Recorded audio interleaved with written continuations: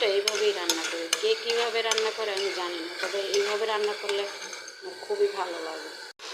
আগে হালকা করে পেঁয়াজ টমেটোটা ভাইজা নিলাম, এখন দিয়ে দিব ডিম।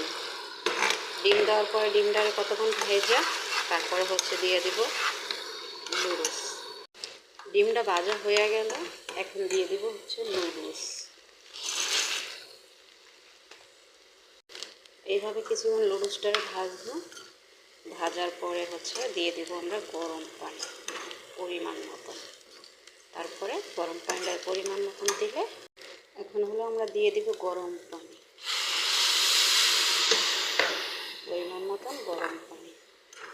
এখন এটা আস্তে আস্তে হয়ে যাবে। লুডুস রান্না প্রায় কমপ্লিট। এখন শুধু পানিটা টেনে গেলে মশলা দিব, ভাজা ভাজা করে নামিয়ে ফেলব।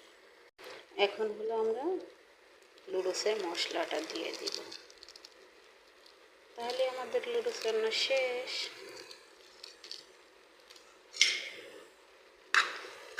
এক একজনে এক একভাবে রান্না করে, তো আমি এইভাবে রান্না করি, আমার এইভাবে ভালো লাগে। আপনাদের যার যেভাবে ভালো লাগে সে সেইভাবে রান্না করতে পারেন, কিন্তু এইভাবে একবার রান্না করে দেখেন, খুবই ভালো লাগে।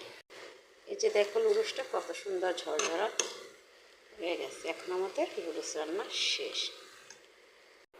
এই যে এখন আমাদের লুডুসটা রান্না শেষ হয়ে গেল, গরম গরম ধোঁয়া উঠতে আছে।